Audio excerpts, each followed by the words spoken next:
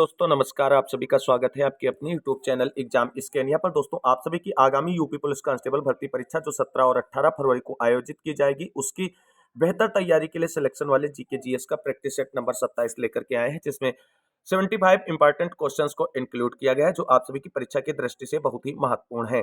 तो आइए साथियों शुरू करते हैं आज का ये प्रैक्टिस सेट। वीडियो में आगे बढ़ने से पहले छोटी सी रिक्वेस्ट है कि प्लीज वीडियो को लाइक करें, दोस्तों में शेयर करें। जितने भाई बहन चैनल पे पहली बार विजिट करें, प्लीज चैनल को सब्सक्राइब करके बेल आइकन जरूर दबा लें। तो आइए साथियों शुरू करते हैं सिलेक्शन वाले जीके जीएस का प्रैक्टिस सेट नंबर 27 और देखते हैं इसका पहला प्रश्न जो आप सभी के सामने है। पहला प्रश्न है, गोलाकार दर्पण की परावर्तक सतह के केंद्र को क्या कहा जाता है? राइट आंसर इसका होगा ऑप्शन नंबर सी, उसे ध्रुव कहा जाता है। अगला प्रश्न है, सर्वोत्तम गुणवत्ता वाला कोयला जिसमें 80 से 95% कार्बन होता है वह कौन सा है, यानी उसे क्या कहा जाता है? राइट आंसर है ऑप्शन नंबर डी, एंथ्रासाइट कहा जाता है। यानी सर्वोच्च या सर्वश्रेष्ठ कोयला जो होता है वो एंथ्रासाइट होता है, जिसमें कार्बन की मात्रा 80 से 95% तक होती है। अगला प्रश्न है, निम्नलिखित में से कौन से सूक्ष्म जीव के कारण प्लेग होता है? राइट आंसर होगा आपका ऑप्शन नंबर ए, जीवाणु से प्लेग फैलता है। अगला प्रश्न है, निम्नलिखित में से कौन से विषाणु के कारण लघु मसूरिका यानी चिकन पॉक्स होता है? राइट आंसर होगा आपका option number D, varicella zoster विषाणु जो होता है, यानी वेरिसेला जोस्टर वायरस की वजह से मसूरिका यानी चिकन पॉक्स होता है। अगला प्रश्न है, किसके तत्वाधान में भारत के राष्ट्रपति शपथ ग्रहण करते हैं? राइट आंसर है आपका ऑप्शन नंबर बी, भारत के मुख्य न्यायाधीश जो है भारत के राष्ट्रपति को शपथ ग्रहण कराते हैं। अगला प्रश्न आप सभी के सामने है कि केंद्र की कार्यपालिका शक्ति किसमें निहित होती है? राइट आंसर आपका होगा ऑप्शन नंबर बी, राष्ट्रपति में निहित होती है। अगला प्रश्न है, उत्तर प्रदेश विधानसभा में कितने निर्वाचित सदस्य होते हैं? राइट आंसर होगा ऑप्शन नंबर ए, 403 सदस्य निर्वाचित होते हैं। अगला प्रश्न है, अनहिलवाड़ किस राजवंश की राजधानी थी? इंपॉर्टेंट क्वेश्चन है। राइट आंसर होगा ऑप्शन नंबर डी, सोलंकी राजवंश की राजधानी अनहिलवाड़ थी। अगला प्रश्न देखते हैं। अगला प्रश्न आप सभी के सामने है, भारत की प्राचीन राजधानी थी। राइट आंसर है ऑप्शन नंबर बी, पाटलिपुत्र जो है वो भारत की प्राचीन राजधानी थी। अगला प्रश्न है, अल्बुकर्क ने गोवा को किससे अधिग्रहित किया था? राइट आंसर होगा आप सभी का ऑप्शन नंबर ए, बीजापुर के सुल्तान से। अगला प्रश्न है, दक्षिण भारत के मालाबार क्षेत्र में किस वर्ष में मोपला विद्रोह हुआ था? राइट आंसर होगा ऑप्शन नंबर सी, 1921 में मोपला विद्रोह हुआ था। अगला प्रश्न है, सर सैयद अहमद खान ने निम्नलिखित में से किस संगठन को स्थापित किया था? राइट आंसर होगा option number C, all India Muhammadan educational conference को स्थापित किया था। अगला प्रश्न है, राष्ट्रीय कृषि और ग्रामीण विकास बैंक अर्थात नाबार्ड का कार्यालय कहाँ स्थित है? मुख्य कार्यालय के बारे में पूछा गया है। राइट आंसर है ऑप्शन नंबर बी, मुंबई में स्थित है।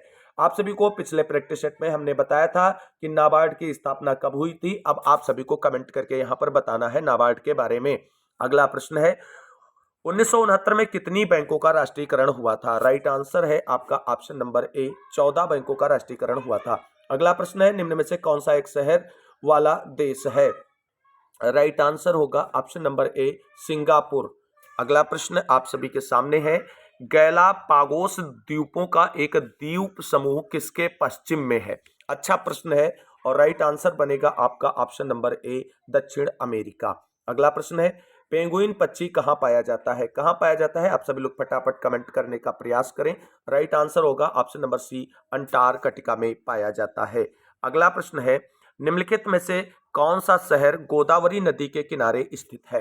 राइट आंसर होगा ऑप्शन नंबर बी, नौसारी जो है गोदावरी नदी के किनारे स्थित है। अगला प्रश्न है, अगला प्रश्न आप सभी के सामने है कि जारवा किस क्षेत्र के आदिवासियों की एक जाति है? राइट आंसर आपका होगा ऑप्शन नंबर डी, अंडमान द्वीप समूह। अगला प्रश्न है, भारत के जनसंख्या इतिहास में किन दशकों को जनसंख्या विस्फोट की अवधि कहा जाता है? राइट आंसर होगा इस प्रश्न का ऑप्शन नंबर डी, 1951 से 1981 के बीच के दशकों को भारत में जनसंख्या विस्फोट की अवधि कहा जाता है। वहीं महान विभाजक वर्ष जो जनसंख्या के क्षेत्र में है उससे रिलेटेड भी एक क्वेश्चन पूछा जाता है, उसको भी आप सभी लोग ध्यान में रखेंगे। अगला प्रश्न है, इलाहाबाद विश्वविद्यालय की स्थापना किस वर्ष में की गई थी? राइट आंसर होगा ऑप्शन नंबर बी 1887 ईस्वी में इलाहाबाद विश्वविद्यालय की स्थापना की गई थी। अगला प्रश्न है, उत्तर प्रदेश के वर्तमान मुख्यमंत्री श्री योगी आदित्यनाथ जी किस संप्रदाय से संबंधित है? राइट आंसर होगा ऑप्शन नंबर बी नाथ संप्रदाय से संबंधित है। अगला प्रश्न है, आगरा की मोती मस्जिद का निर्माण किसके द्वारा कराया गया था? राइट आंसर होगा आप सभी के लिए ऑप्शन नंबर बी शाहजहां के द्वारा। अगला प्रश्न है, उत्तर प्रदेश सरकार का संवैधानिक प्रमुख कौन होता है? राइट आंसर है ऑप्शन नंबर सी राज्यपाल होता है, जिसकी नियुक्ति राष्ट्रपति के द्वारा की जाती है। अगला प्रश्न आप सभी के सामने है, संयुक्त राष्ट्र महासभा के अध्यक्ष के पद पर चयनित प्रथम भारतीय का क्या नाम था? ये बताना है आप सभी को। राइट आंसर यहां पर बनेगा ऑप्शन नंबर डी श्रीमती विजय लक्ष्मी पंडित। ये संयुक्त राष्ट्र महासभा के अध्यक्ष के पद पर चयनित प्रथम भारतीय थी। अगला प्रश्न है और इंपॉर्टेंट प्रश्न है, यहां से आप सभी के लिए प्रश्न बनेगा। प्रश्न है, भारत का सिलिकॉन वैली किसे कहा जाता है? राइट आंसर होगा ऑप्शन नंबर सी भारत की जो है सिलिकॉन वैली जो है वो बंगलोर को कहा जाता है। और इसी तरीके से आपको बता दें, शांत घाटी केरल में स्थित है, फ्लावर घाटी उत्तराखंड में स्थित है, यहां से भी प्रश्न बनते हैं। अगला प्रश्न है, वेनेजुएला की राजधानी कौन सी है? राइट आंसर होगा ऑप्शन नंबर डी काराकास जो है वो वेनेजुएला की राजधानी है। अगला प्रश्न है, अनिर्बान लाहिड़ी मास्टर्स में अपनी दूसरी उपस्थिति दर्ज कराने के लिए इंतजार कर रहे हैं, वह क्या खेलते हैं? राइट आंसर होगा ऑप्शन नंबर ए वो गोल्फ के खिलाड़ी हैं। अगला प्रश्न है, कौन सा अग्निशमन अभिकारक ओजोन के लिए हानिकारक होता है? राइट आंसर होगा इसका ऑप्शन नंबर डी हेलान। अगला प्रश्न आप सभी के सामने है। अगला प्रश्न है कि खाद्य श्रृंखला में किसको भोजन से कम ऊर्जा मिलती है? ये एक श्रृंखला दी हुई है, इसमें आप सभी को बताना है। घास, टिड्डा, मेढक और सांप किसे कम से कम ऊर्जा मिलती है, ये आप सभी को बताना है। राइट आंसर यहां पर होगा ऑप्शन नंबर बी सांप को सबसे कम ऊर्जा मिलती है। ऐसा क्यों है दोस्तों?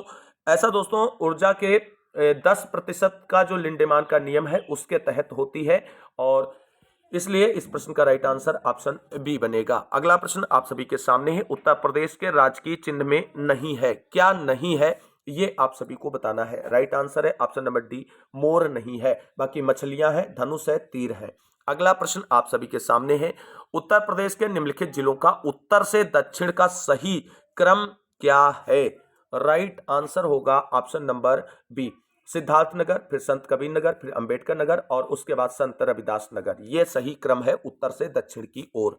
अगला प्रश्न है, उत्तर प्रदेश का dash dash dash Uttar Pradesh dash dash dash का सबसे बड़ा उत्पादक है। किसका सबसे बड़ा उत्पादक है ये बताना है। राइट आंसर है ऑप्शन नंबर सी आम का सबसे बड़ा उत्पादक है। अगला प्रश्न है, दीवारी पाई डंडा लोक कला उत्तर प्रदेश के किस क्षेत्र से संबंधित है? राइट आंसर इसका बनने वाला है ऑप्शन नंबर बी बुंदेलखंड क्षेत्र से संबंधित है। अगला प्रश्न है, हाल ही में यूनेस्को के सृजनात्मक शहरों की सूची में निम्नलिखित शहरों में से किसे शामिल किया गया है? राइट आंसर होगा यहां पर आप सभी का ऑप्शन नंबर ए ग्वालियर को शामिल किया गया है। अगला प्रश्न है, हाल ही में चर्चा में रहा शब्द EH 216 डैश एस क्या है? ये बहुत ही इंपॉर्टेंट क्वेश्चन है। राइट आंसर यहां पर है आपका ऑप्शन नंबर सी चीन की फ्लाइंग टैक्सी है। अगला प्रश्न आप सभी के सामने है, नवंबर 2023 में किस खिलाड़ी की प्रतिमा का अनावरण वानखेड़े स्टेडियम में किया गया है? अच्छा प्रश्न है, बताइए आप सभी लोग। राइट आंसर होगा option number B Sachin Tendulkar. अगला प्रश्न है, हाल ही में विश्व के पहले AI सेफ्टी समिट 2023 का आयोजन कहां हुआ है? राइट आंसर है ऑप्शन नंबर ए यूके में हुआ है। अगला प्रश्न आप सभी के सामने है। अगला प्रश्न आप सभी के सामने है और बहुत ही इंपॉर्टेंट क्वेश्चन है, फारेनहाइट में जल का क्वथनांक कितना होता है? राइट आंसर यहां पर बनेगा आपका option number B 212 degree Fahrenheit. अगला प्रश्न है, निम्नलिखित में से किस तत्व की परमाणु त्रिज्या सबसे छोटी होती है? तो यहां पर राइट आंसर आपका बनेगा क्लोरीन की परमाणु त्रिज्या सबसे छोटी होती है। अगला प्रश्न है, पादप निकाय के किस भाग को पौधों का खाद्य कारखाना कहा जाता है? राइट आंसर होगा ऑप्शन नंबर बी पत्ता। अगला प्रश्न है, मस्तिष्क का कौन सा हिस्सा लार स्त्रवण और रक्तचाप जैसी अस्वैच्छिक क्रियाओं को नियंत्रित करता है? राइट आंसर है ऑप्शन नंबर डी मज्जा। अगला प्रश्न आप सभी के सामने है, भारत के नियंत्रक और महालेखा परीक्षक एक हैं, किस तरीके के हैं ये आपको यहां पर बताना है। राइट आंसर होगा एक संवैधानिक निकाय है। अगला प्रश्न है, विधानसभा का सदस्य बनने के लिए आवश्यक न्यूनतम उम्र कितने साल की होनी चाहिए। राइट आंसर होगा ऑप्शन नंबर सी 25 वर्ष। अगला प्रश्न है, भारत में किसी भी राज्य के राज्यपाल पद पर नियुक्ति सर्वप्रथम महिला कौन थी। राइट आंसर होगा option number A Sarojini Naidu, और ये अपने उत्तर प्रदेश में पहली महिला राज्यपाल बनकर आई थी और ये देश की भी पहली महिला राज्यपाल थी।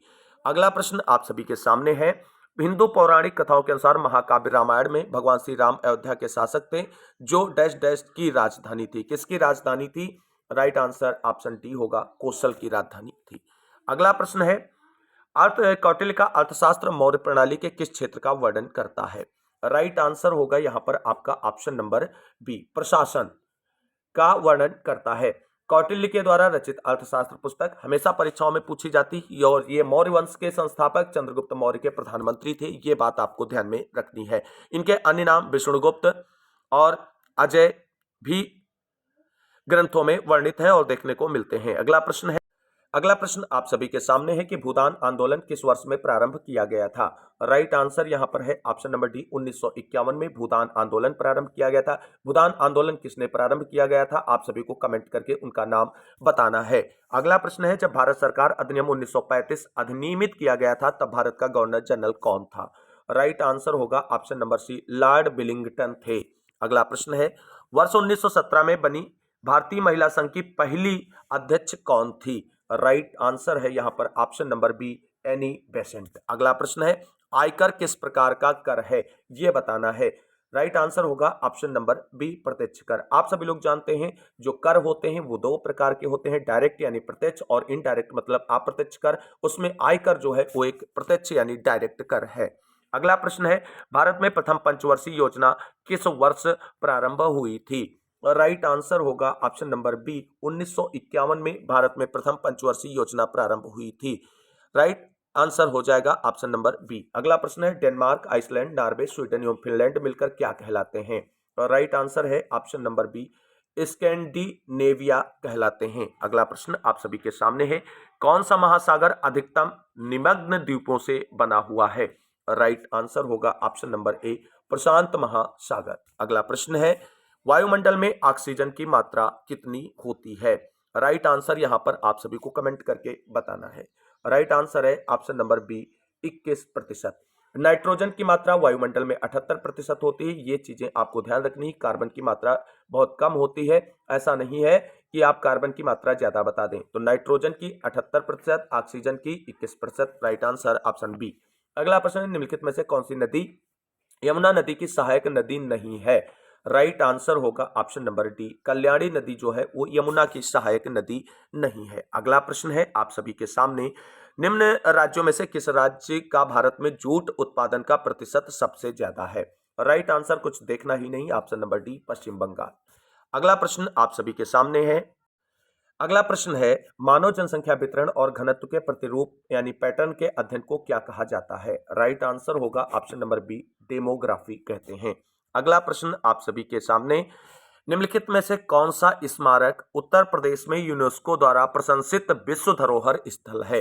राइट आंसर होगा ऑप्शन नंबर सी आगरा का किला। अगला प्रश्न है, गौतम बुद्ध की मां देवदाह राज्य के शासक परिवार से थी जो अब उत्तर प्रदेश के किस जिले में स्थित है। Right answer option number C Basti जिले में है। अगला प्रश्न है, निम्न में से किस लोक नृत्य का आयोजन बुंदेलखंड क्षेत्र में फसल कटाई के समय किया जाता है। राइट आंसर होगा ऑप्शन नंबर डी सैरा। अगला प्रश्न है, इनमें से कौन सा उत्तर प्रदेश का पारंपरिक शिल्प नहीं है। राइट आंसर होगा ऑप्शन नंबर ए कांथा टाके जो हैं वो उत्तर प्रदेश का पारंपरिक शिल्प नहीं है। अगला प्रश्न है, पेट्रोलियम निर्यातक देशों का संगठन ओपेक का गठन किया गया था, किस सम्मेलन के बाद किया गया था ये बताना है। राइट आंसर होगा ऑप्शन नंबर ए बगदाद सम्मेलन के बाद ओपेक का गठन किया गया था। अगला प्रश्न है, भारतीय नौसेना में सम्मिलित प्रथम नाभिकीय पनडुब्बी का नाम क्या है। राइट आंसर है ऑप्शन नंबर ए चक्र। अगला प्रश्न है, इम्फाल किस भारतीय राज्य की राजधानी है, ये आप सभी को बताना है। बहुत सरल क्वेश्चन है और राइट आंसर इसका होगा ऑप्शन नंबर ए मणिपुर। अगला प्रश्न है संयुक्त राज्य अमेरिका का राष्ट्रीय खेल क्या है? राइट आंसर होगा ऑप्शन नंबर डी बेसबॉल। अपने देश के राष्ट्रीय खेल के बारे में आप सभी को कमेंट करके बताना है। अगला प्रश्न है इनमें से किस भारतीय राज्य में बाघ रक्षित स्थान टाइगर रिजर्व की संख्या अधिकतम है? राइट आंसर इसका होगा ऑप्शन नंबर सी मध्य प्रदेश में बाघ रक्षित संस्थान यानी टाइगर रिजर्व की संख्या अधिकतम है। अगला प्रश्न देखते हैं। अगला प्रश्न आप सभी के सामने है कि निम्नलिखित में से इंदिरा गांधी कहां पर इंदिरा गांधी राष्ट्रीय वन अकादमी स्थित है? राइट आंसर होगा इसका ऑप्शन नंबर ए देहरादून में इंदिरा गांधी राष्ट्रीय वन अकादमी स्थित है। अगला प्रश्न है भारत के कुल भौगोलिक क्षेत्रफल में उत्तर प्रदेश का कितना भौगोलिक प्रतिशत है? राइट आंसर होगा option number A Uttar Pradesh का 7.33% जो है भारत के सापेक्ष में कुल भौगोलिक प्रतिशत है। अगला प्रश्न है निम्नलिखित राज्यों में से किससे उत्तर प्रदेश की सीमा नहीं लगती है?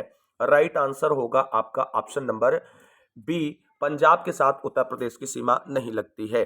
अगला प्रश्न है दक्षिणी उत्तर प्रदेश का औरैया जिला प्रमुख रूप से किसके उत्पादन के लिए जाना जाता है? राइट आंसर होगा ऑप्शन नंबर सी शुद्ध देसी घी के उत्पादन के लिए जाना जाता है। अगला प्रश्न है गुदई महाराज प्रसिद्ध तबला वादक निम्नलिखित में से किस घराने से संबंधित थे? राइट आंसर होगा ऑप्शन नंबर ए बनारस घराने से संबंधित थे। अगला प्रश्न है हाल ही में जारी भारत सरकार की रिपोर्ट 2022 के अनुसार सर्वाधिक सड़क दुर्घटनाएं किस राज्य में हुई हैं? राइट आंसर होगा ऑप्शन नंबर बी तमिलनाडु में हुई हैं। अगला प्रश्न है नवंबर 2023 में निम्नलिखित में से किसे आजादी का अमृत महोत्सव पुरस्कार से सम्मानित किया गया है? राइट आंसर होगा option number B Jammu Kashmir को। अगला प्रश्न है निम्नलिखित में से किसने प्रोजेक्ट कुशा की शुरुआत की है? बहुत अच्छा प्रश्न है और ये इंपॉर्टेंट है, मार्क करके इसे आप सभी लोग रखिएगा। राइट आंसर बनेगा ऑप्शन नंबर सी DRDO। अगला प्रश्न और आज के वीडियो का अंतिम प्रश्न आप सभी के सामने है हाल ही में किस देश में स्टेट बैंक ऑफ इंडिया की शाखा खोली गई है? राइट आंसर इसका होगा option number C Sri Lanka. Bharat का पड़ोसी देश श्रीलंका जहां पर भारतीय स्टेट बैंक ने अपनी शाखा खोली है। तो दोस्तों ये था आप सभी की आगामी पुलिस कांस्टेबल एग्जाम जो होने जा रहा है 17 और 18 फरवरी को, उसकी बेहतर तैयारी के लिए सिलेक्शन वाले जीके जीएस का प्रैक्टिस सेट नंबर 27 जिसके अंतर्गत 75 इंपॉर्टेंट क्वेश्चंस को डिस्कस किया गया है जो आपकी परीक्षा की दृष्टि से बहुत ही महत्वपूर्ण है। और हमारी प्रैक्टिस सीरीज जो है आप सभी के एग्जाम में क्वेश्चंस देगी, ये पूरा भरोसा है हमें और उम्मीद करते हैं कि इस प्रैक्टिस सीरीज से आप सभी का बेहतर स्कोर होगा आने वाले एग्जाम में। तो आज की इस वीडियो में बस इतना ही, मिलते हैं अगली वीडियो में महत्वपूर्ण प्रश्नों के प्रैक्टिस सेट के साथ। तब तक के लिए सभी साथियों को जय हिंद, जय भारत, वंदे मातरम।